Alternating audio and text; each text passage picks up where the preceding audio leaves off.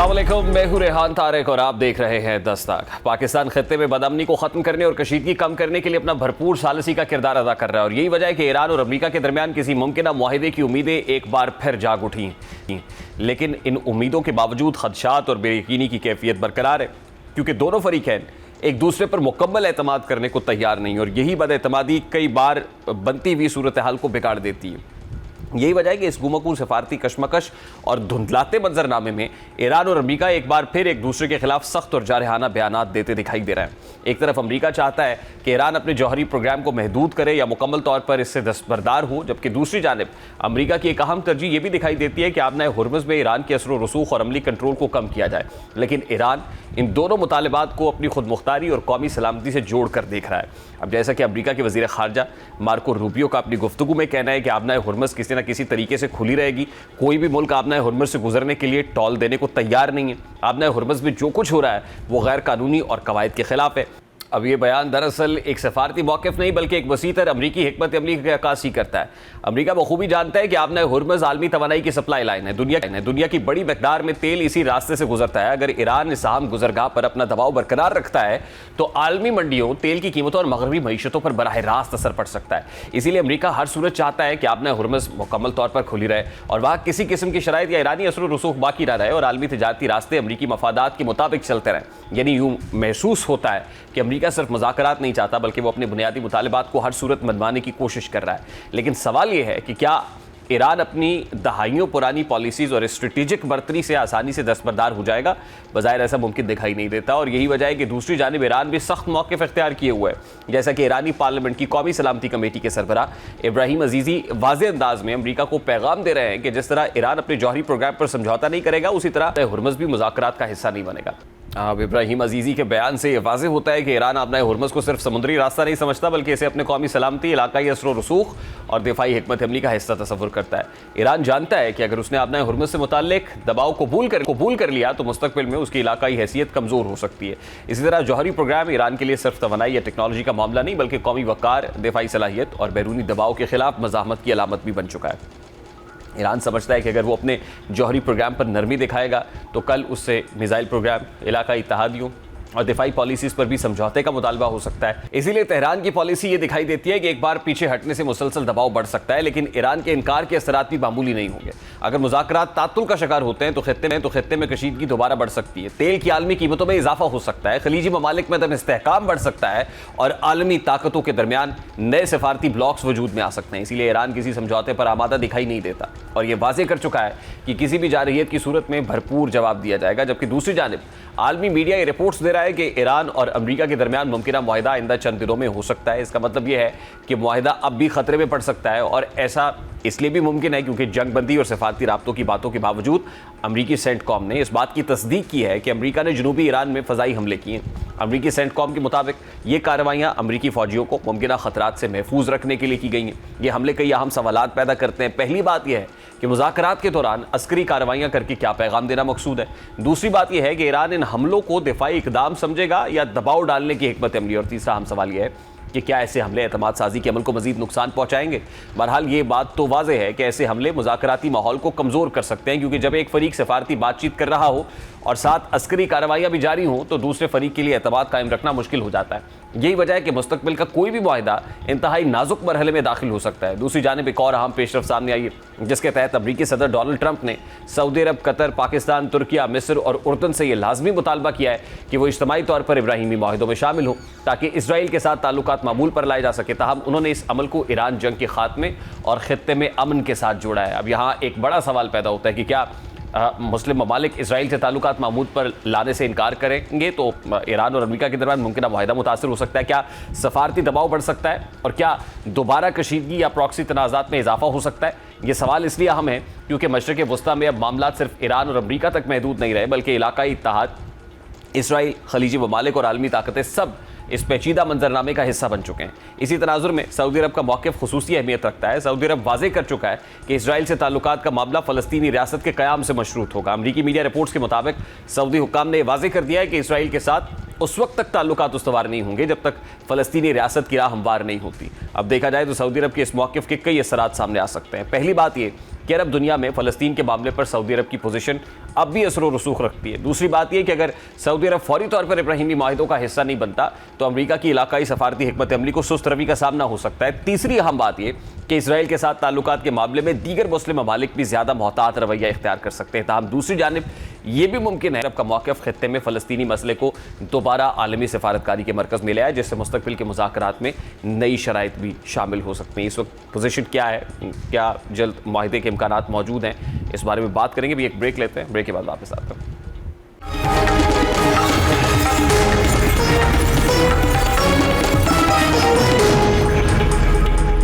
Welcome back. اس وقت international relations expert Hamid Khan Mashriqi صاحب نے بھی جوائن کیا ہے. السلام علیکم حامد خان مشرقی صاحب, بہت بہت شکریہ, thank you very much for joining اس.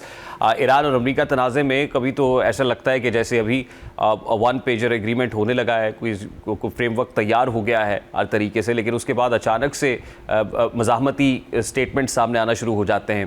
جیسے ایرانین سائیڈ کی طرف سے اب اسٹیٹمنٹ سامنے آئے, ہرمز کو لے کے سامنے آئے کہ وہ اس کو جو ہے وہ اوپن نہیں کریں گے, اور پھر جنوبی ایران پر جو امریکہ کا پہ اٹیک ہے. How do you see this development sir? بالکل بڑی غیر یقینی صورتحال ہے ریحان طارق صاحب. بات یہ ہے کہ ایک جانب سے جنگ بندی کی بات کی جاتی ہے, مستقل جنگ بندی کی بات کی ہے, دوسری جانب سے میں بار بار وہی بات کرتا ہوں کہ وہ جو سپوائلر اسرائیل ہے وہ کوئی نہ کوئی ایسی چیز پریزیڈنٹ ٹرمپ کے کان میں ڈال دیتے ہیں یا کوئی ایسی چیز آگے لے آتے ہیں جس کے تحت سارا جو امن کا عمل ہے وہ مشکوک بھی ہو جاتا ہے اور مشکل بھی ہو جاتا ہے. اب دیکھیے بات یہ ہے کہ ابھی یہ جو ابراہیم ایکارڈ کی بات آ گئی ہے, یہ کسی بھی صورت میں نہیں سمجھتا کہ کسی بھی ملک کو, کسی بھی اسلامی ملک کو دھونس یا زبردستی سے اس کے اوپر سائن کروائے جا سکتے ہیں, اور نہ ہی یہ اس طرح قابل عمل ہے. ابراہیم ایکارڈ کا مسئلہ جو ہے وہ فلسطین کی ریاست کے ساتھ جڑا ہوا ہے, اس کے بعد وہ ایک مذہبی مسئلہ ہے. اس کے اوپر اتنے آرام سے کوئی ایگریمنٹ کوئی بھی کنٹری نہیں کر سکتی, نہ پاکستان, نہ سعودی عربیہ, نہ قطر. اور اس کے بعد آپ دیکھیے کہ جنوبی ایران کے اوپر اس طرح بمباری کر دینا سینٹ کام کی, چاہے وہ اس کے اوپر ایران نے ابھی تک بڑے تحمل کا مظاہرہ کیا ہے, اس انداز میں ریئیکٹ نہیں کیا, لیکن اس سب کے باوجود مجموعی طور پر یہ جو امن کا عمل ہے جس میں پاکستان نے اتنی ایفرٹ کی ہے, باقی دنیا کی ایفرٹ ہے, چائنا کی اور قطر کی, اور اس کے بعد پھر آپ دیکھیں کہ مصر کی اور سارے ممالک کی, وہ ساری ضائع ہوتی نظر آتی ہے جب اس طرح کے معاملات ہوتے ہیں. اور ایک چیز ہمیں سمجھنی ہوگی وہ یہ ہے کہ امریکہ کو یہ ڈیسائیڈ کرنا ہوگا کہ وہ ہر حالت میں اس جنگ سے اگر نکلنا چاہتا ہے تو اس کے پاس بھی ٹائم کم ہے. اسی طرح ایران کی جو لیڈرشپ ہے اس کو بھی کہیں نہ کہیں اگر وہ بار بار موقف کو بدلیں گے تو اس سے جو باقی دنیا ہے اس کے اندر یہ تاثر جائے گا کہ کہیں نہ کہیں ایران کے اندر دو مختلف نظریات ہیں. ایک نظریہ وہ ہے جو چاہتا ہے کہ فوری جنگ بندی ہو جائے, جبکہ دوسرا جو ہے وہ ابھی بھی ٹریگر پر انگلی رکھنے کی بات کر رہا ہے, وہ ابھی بھی امریکہ کو مزید سبق سکھانے کی بات کر رہا ہے. لیکن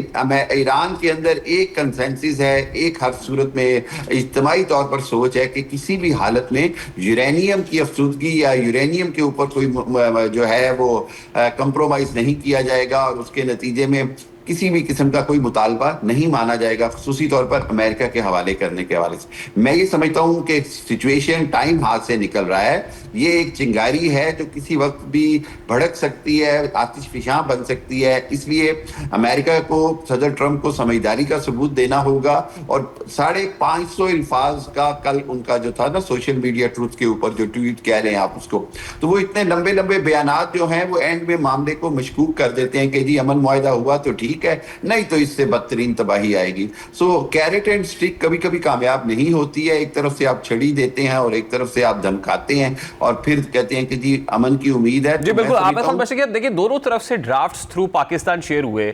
14 پوائنٹر ایک ڈرافٹ جو ہے وہ ایرانین سائڈ سے گیا جس میں وہ انریچڈ یورینیم کی کو ریلوکیٹ کرنے کے حوالے سے بھی, ہینڈ اوور کرنے کے حوالے سے بھی فلیکسیبلٹی شو کر رہے تھے. وہ آبنہ ہرمز سے متعلق بھی, جوہری پروگرام سے متعلق بھی بڑے فلیکسیبل نظر آ رہے تھے. پھر اچانک پھر امریکن سائڈ سے بھی ایک ڈرافٹ آتا ہے, تو یہ فلیکسیبلٹی دونوں فریق دکھاتے ہیں. پھر ایک دم سے اب ہم ایک نئی بات سن رہے ہیں اور وہ ابراہم اکارڈ سے متعلق ہے. پریزیڈنٹ ٹرمپ یہ کہہ رہے ہیں کہ ابراہم اکارڈ اگر یہ سعودی عرب, پاکستان, قطر اور یہ ہوگا تو پھر معاہدہ ہوگا. تو یہ اچانک سے کیا ہو رہا ہے سر؟ کیا کوئی سپوائلر ہے بیچ میں؟ डेफिनेटली रेहान साहब, लाजमी बात है कि वो नेतन्याहू ने जब देखा कि उसका मामला बात नहीं बन रही, तो वो एक नई चीज ले आया है। और वो नई चीज अगेन वही बात है कि प्रेसिडेंट ट्रंप को मजीद दलदल में घुसा देगी, क्योंकि ये वो मुतालबा है इब्राहिम अकॉर्ड का जो कोई भी नहीं मानेगा। और जैसे आपने कहा, बिल्कुल ऐसे ही है कि बिल्कुल मुआहदे के करीब आ जाते हैं। आपने हरमुज के ऊपर टाइम फ्रेम भी तय हो गया, प्रोसीजर भी तय हो गया, उसके बाद यूरेनियम की अफसुदगी के हवाले से बात होगी कि रशिया के हवाले किया जा सकता है, डाइल्यूट किया जा सकता है। उसके बाद ईरान पर 50% पाबंदियां इमीडिएटली हटाने पे भी एग्रीमेंट हो गया। फिर उसके बाद अमेरिका ने अपनी नाकाबंदी 30 दिन में खत्म करने की बात कर दी। ईरान ने तमाम बारूदी सुरंगें जो समंदर में बिछाई हैं उनको खत्म करने पे एग्री कर लिया।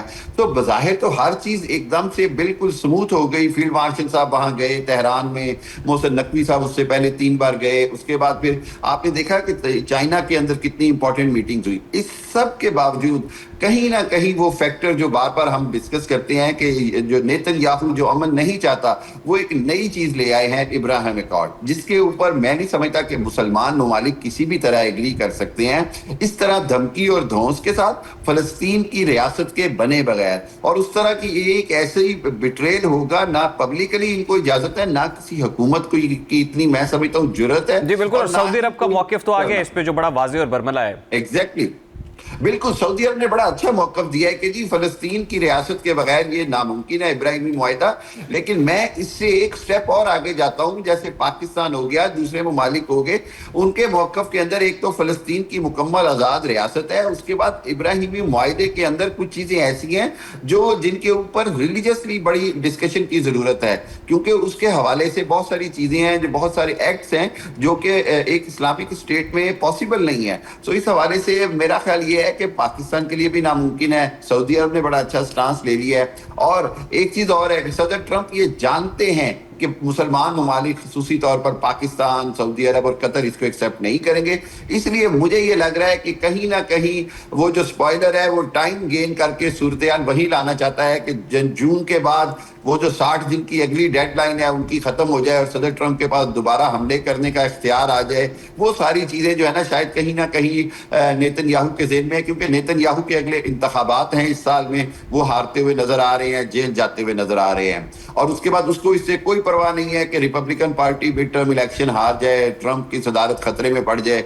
उसको सिर्फ अपना इक़्तिदार, ग्रेटर इसराइल और जो नेतन्याहू के शैतानी मंसूबे हैं उससे गर्ज है। बहुत बहुत शुक्रिया हामिद खान मशरकी साहब आपके वक्त के लिए। International relations expert Hamid Khan हमारे साथ मौजूद थे। एक ब्रेक लेते हैं, ब्रेक के बाद वापस आते हैं।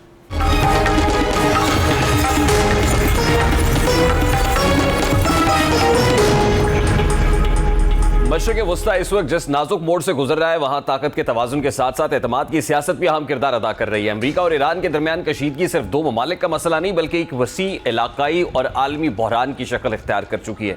ऐसे माहौल में किसी एक फरीक का उभरना जो दोनों तरफ काबिल कबूल हो, गैर मामूली सफारती अहमियत रखता है। और पाकिस्तान का नाम इस तनाजुर में बार बार सामने आना इस बात की अलामत है कि आलमी जो ताकत है वो पाकिस्तान को काबिल एतमाद सालिस के तौर पर भरपूर अहमियत दे रही है।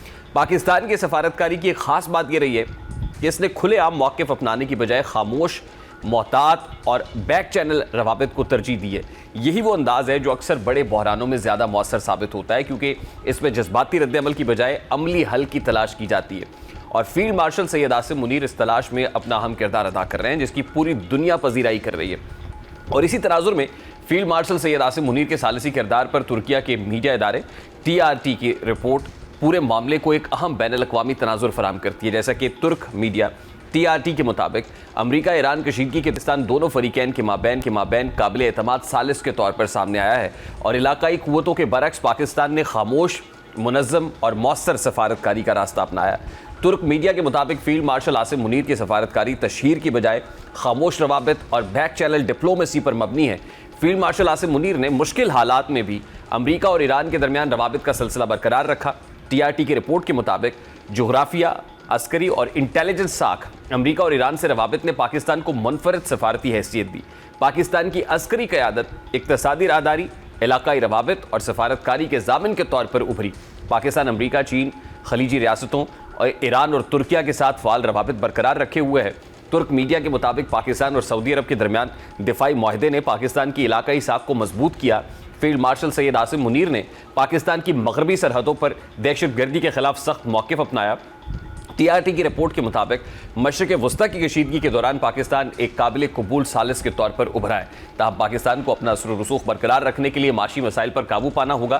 اب دیکھا جائے تو اس سے قبل امریکی اور ایرانی حکام کے علاوہ سعودی عرب، ترکیہ اور قطر بھی ایران امریکہ کشیدگی کے دوران پاکستان کی مؤثر ثالثی کے کردار کی تعریف کر چکے ہیں۔ اور اب اگر ٹی آر ٹی اس رپورٹ کو وسیع تناظر میں دیکھا جائے تو یہ محض ایک میڈیا رپورٹ نہیں بلکہ پاکستان کی بدلتی ہوئی سفارتی حیثیت کا اعتراف بھی ہے۔ ٹی آر ٹی جیسے بین الاقوامی میڈیا پلیٹ فارمز کی جانب سے پاکستان کے کردار کو قابل اعتماد ثالث کے طور پر پیش کرنا اس بات کا ثبوت ہے کہ خطے میں پاکستان کی سفارتکاری کو سنجیدگی سے دیکھا جا رہا ہے۔ خاص طور پر رپورٹ میں بیک چینل ڈپلومیسی کا ذکر اس حقیقت کی طرف اشارہ کرتا ہے کہ جدید سفارتکاری اب شور شرابے سے نہیں بلکہ خاموش مذاکرات سے جیتی جاتی ہے۔ پاکستان نے ماضی میں بھی کئی مواقع پر پس پردہ روابط کے ذریعے کشیدگی کم کرنے میں کردار ادا کیا اور موجودہ صورتحال میں بھی یہی حکمت عملی اسے ایک منفرد مقام دیتی ہے۔ پھر رپورٹ میں جغرافیائی محل وقوع، عسکری ساکھ اور مختلف عالمی طاقتوں کے ساتھ بیک وقت روابط کا ذکر اس بات کو واضح کرتا ہے کہ پاکستان ایک لنک اسٹیٹ کی حیثیت رکھتا ہے، یعنی وہ ملک جو مختلف بلاکس کے درمیان پل کا کردار ادا کر سکتا ہے۔ یہی وہ مقام ہے جو عالمی سیاست میں بہت کم ممالک کو حاصل ہوتا ہے۔ تاہم رپورٹ میں ایک تنبیہی پہلو بھی شامل ہے اور پاکستان کے معاشی مسائل سے جڑا ہوا ہے۔ حقیقت یہ ہے کہ سفارتی اثر و رسوخ ہمیشہ داخلی استحکام سے جڑا ہوتا ہے۔ اگر معیشت کمزور ہو تو سفارتکاری کی رفتار اور وزن دونوں متاثر ہو سکتے ہیں، اس لیے پاکستان کے لیے ضروری ہے کہ وہ اپنی معاشی بنیادوں کو مضبوط کرے تاکہ اس کا سفارتی کردار وقتی نہ رہے بلکہ مستقل اور مؤثر ہو سکے۔ مزید یہ کہ پاکستان کی جانب سے مختلف عالمی طاقتوں امریکہ، چین، خلیجی ریاستوں، ایران اور ترکیہ کے ساتھ بیک وقت فعال روابط برقرار رکھنا ایک متوازن خارجہ پالیسی کی عکاسی کرتا ہے۔ یہ توازن ہی اس کی اصل طاقت ہے، لیکن یہی توازن برقرار رکھنا سب سے بڑا چیلنج بھی ہے۔ مجموعی طور پر دیکھا جائے تو پاکستان کا ثالثی کردار ایک ابھرتی ہوئی سفارتی حیثیت ہے جسے عالمی میڈیا بھی تسلیم کرنے لگا ہے۔ ایسے میں ٹی آر ٹی کی رپورٹ اس بات کی تصدیق کرتی ہے کہ فیلڈ مارشل سید عاصم منیر کی خاموش سفارتکاری، مستقل رابطے اور متوازن پالیسی کے ذریعے پاکستان نے ایک حساس خطے میں اپنی جگہ مضبوط کی ہے۔ اگر پاکستان اپنی معاشی کمزوریوں پر قابو پا لیتا ہے اور اپنی سفارتی حکمت عملی کو مزید ادارہ جاتی بنیادوں پر استوار کرتا ہے تو یہ کردار نہ صرف برقرار رہ سکتا ہے بلکہ مزید وسعت بھی اختیار کر سکتا ہے۔ اس وقت بریگیڈیئر ریٹائرڈ حارث نواز صاحب سینئر ڈیفنس اینالسٹ ہمارے ساتھ موجود ہیں۔ بریگیڈیئر صاحب بہت بہت شکریہ آپ کے وقت کے لیے۔ بہت ہی خوشائند بات یہ ہے کہ اب عالمی میڈیا ادارے بھی پاکستان کی خاموش سفارتکاری کی تعریف کر رہے ہیں اور فیلڈ مارشل سید عاصم منیر نے اس میں جو کردار ادا کیا ہے، نہ صرف یہ کہ پریزیڈنٹ ٹرمپ بار بار ان کا ذکر کرتے ہیں بلکہ جس طریقے سے میڈیا رپورٹس میں ان کا ذکر ہو رہا ہے اور انتہائی پازیٹیو وے کے اندر ذکر ہو رہا ہے، یہ بہت ہی خوشائند ہے پاکستان اور پاکستانیوں کے لیے۔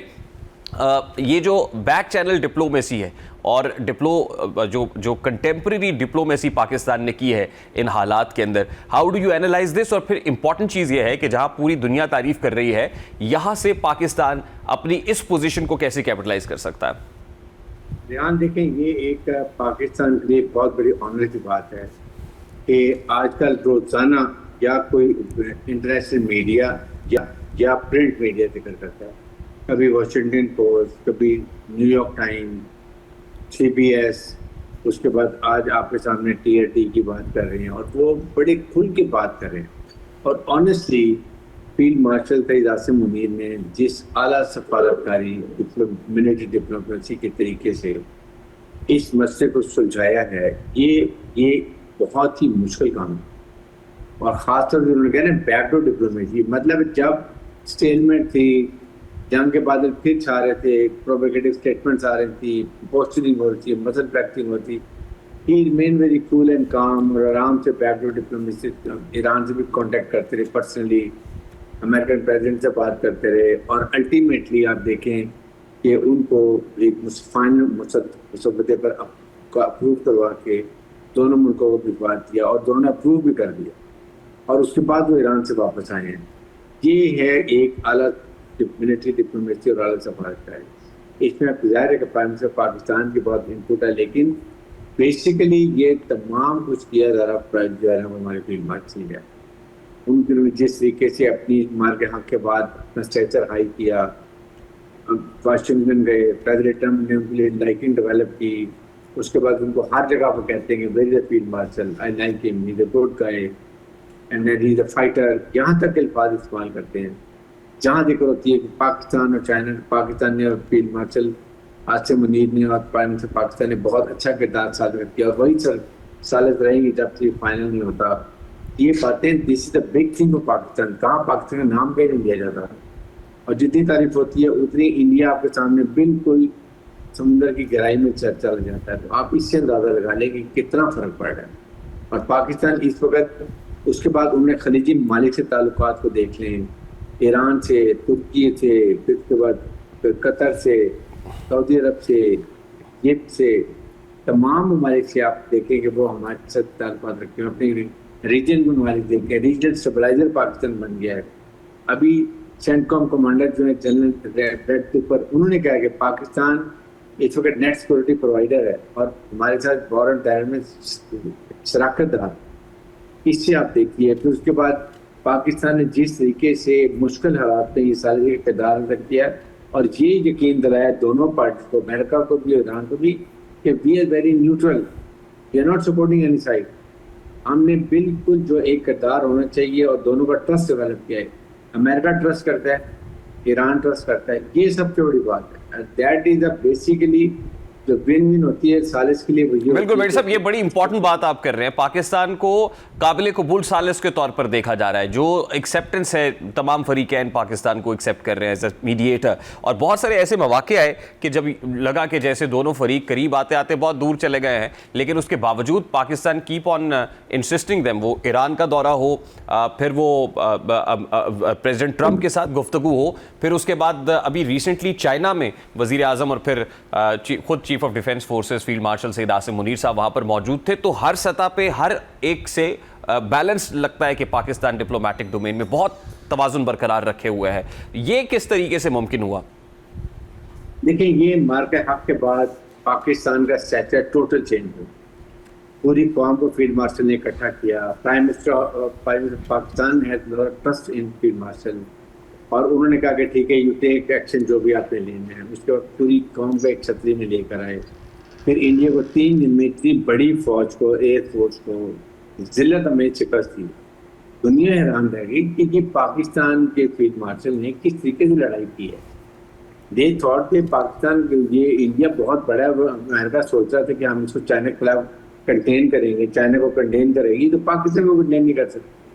اس لیے انہوں نے اپنی سوچ بدلی ہے. پاکستان ریجن اسٹیبلائزر بن گیا. دیکھیں ایران نے چائنا کو نکال دیا, بنگلہ دیش نے نکال دیا. اس پورے ریجن میں پاکستان, چائنا اور ہمارے سارے دوست, India is isolated.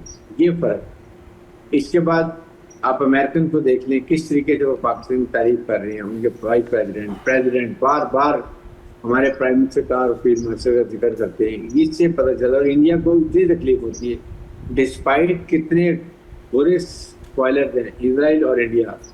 Despite all effort they are miserably field.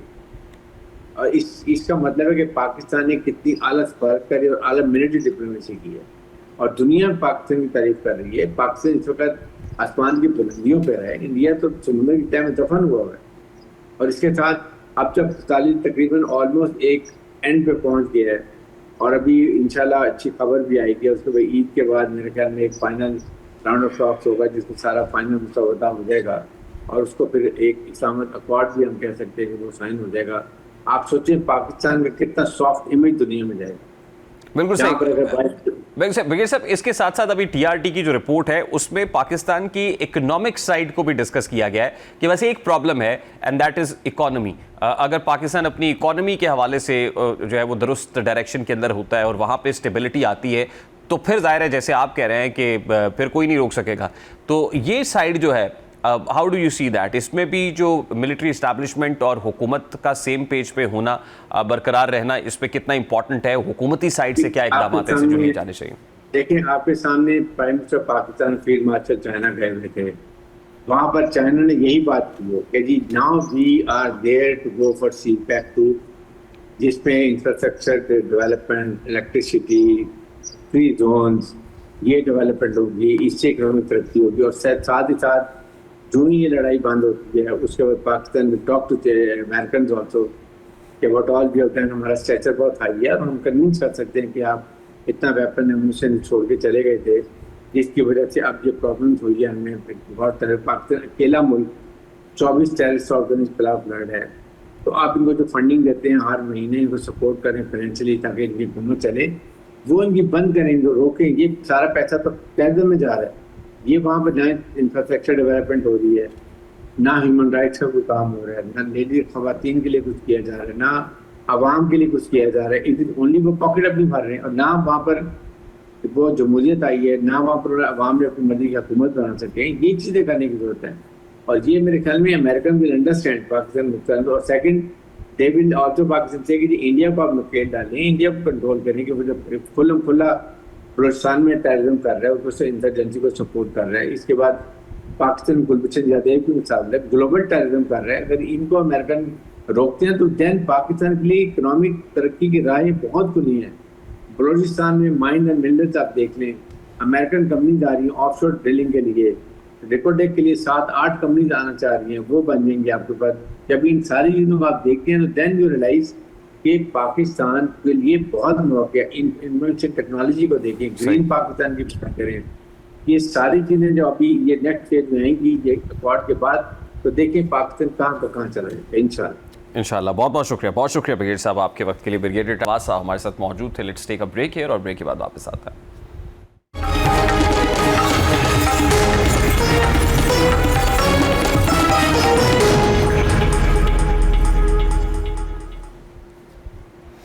حج کا خطبہ صرف ایک مذہبی خطاب نہیں ہوتا، بلکہ امت مسلمہ کے لیے فکری رہنمائی، اخلاقی اصلاح اور اجتماعی شعور کی تجدید کا ایک جامع پیغام بھی ہوتا ہے. مسجد نمرہ میں دیا جانے والا آج کا خطبہ حج بھی اسی روحانی اور فکری روایت کا تسلسل تھا، جس میں امت کو توحید، تقوی، صبر، سچائی اور اتحاد جیسے بنیادی اصولوں کی طرف متوجہ کیا گیا ہے. خطبہ حج میں امام مسجد نبوی صلی اللہ علیہ وآلہ وسلم عبد الرحمن الحذیفہ نے بنیادی طور پر انسان کی زندگی کے روحانی محور کو واضح کرتے ہوئے کہا ہے کہ اللہ کے سوا کسی کی عبادت نہیں ہونی چاہیے. تقوی ہی حقیقی کامیابی کا راستہ ہے، اور انسان کو ہر حال میں اپنے رب سے ڈرنا چاہیے.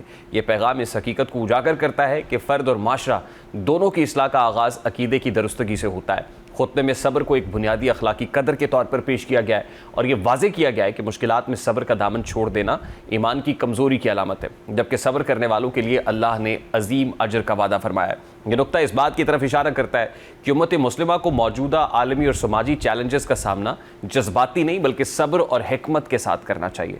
اس طرح توحید اور نبوت کے عقیدے کو ایمان کی بنیاد قرار دیتے ہوئے اس بات پر زور دیا گیا ہے کہ نبی کریم صلی اللہ علیہ وآلہ وسلم اللہ کے آخری رسول ہیں، اور انسان کی فلاح اللہ کی نعمتوں کے شکر اور ان کے درست استعمال میں ہے. تاریخ کی مثال دیتے ہوئے یہ بھی یاد دلایا گیا ہے کہ جن اقوام نے ناشکری اور ظلم کا راستہ اختیار کیا وہ زوال کا شکار ہوئیں، جو کہ ایک واضح اخلاقی اور تاریخی سبق ہے. جبکہ خطبے میں سچائی، دیانت اور اخلاقی پاکیزگی کو معاشرتی استحکام کی بنیاد قرار دیا گیا ہے. حجاج کو تلقین کی گئی کہ وہ ہر قسم کی غلط بیانی سے بچیں، نماز قائم کریں، ذکر الہی میں مشغول رہیں اور ہر لمحہ مغفرت کی دعا کرتے رہیں. یہ پیغام اس بات کو ظاہر کرتا ہے کہ عبادات صرف رسومات نہیں بلکہ کردار سازی کا ذریعہ ہیں. اس کے علاوہ اس بات پر زور دیا گیا کہ اللہ اور بندے کے تعلق کو مضبوط رکھنا ہی حقیقی نجات کا راستہ ہے. اب مسجد نمرہ میں لاکھوں حجاج نے یہ خطبہ سنا، اور اس کے بعد نماز ظہر اور عصر کی ایک ساتھ ادا کی گئی، جو حج کی روحانی نظام اور عباداتی نظم و ضبط کی ایک عملی مثال ہے. اس موقع پر مسلم دنیا کے مسائل کے حل اور امت کی بھلائی کے لیے خصوصی دعائیں بھی کی گئیں، جو اس اجتماع کی عالمی اہمیت کو مزید اجاگر کرتا ہے. اب دیکھا جائے تو اس خطبہ حج کا مجموعی پیغام ایک مربوط فکری فریم ورک فراہم کرتا ہے، جس کی بنیاد 3 اہم ستونوں پر کھڑی ہے: عقیدہ اخلاق اور اجتماعیت. عقیدے کے حوالے سے توحید اور رسالت پر زور اس بات کی یاد دہانی ہے کہ اسلامی فکر کی بنیاد کسی فلسفیانہ یا مادی نظریے پر نہیں بلکہ حکم الہی کی ہدایت پر ہے. جبکہ دوسری جانب اخلاقی پہلو میں سچائی، صبر اور شکر کو مرکزی حیثیت دی گئی ہے، جو فرد کی شخصیت کو مضبوط بناتے ہیں اور معاشرے کو استحکام فراہم کرتے ہیں. اسی طرح اجتماعی سطح پر وحدت، امن اور باہمی احترام کا پیغام اس بات کی نشاندہی کرتا ہے کہ حج صرف انفرادی عبادت نہیں بلکہ عالمی امت مسلمہ کے اتحاد کی علامت بھی ہے. پروگرام کا وقت کو پہنچے، آپ سے ملاقات ہوگی انشاءاللہ کل. اپنا رکھیے خیال. اللہ حافظ.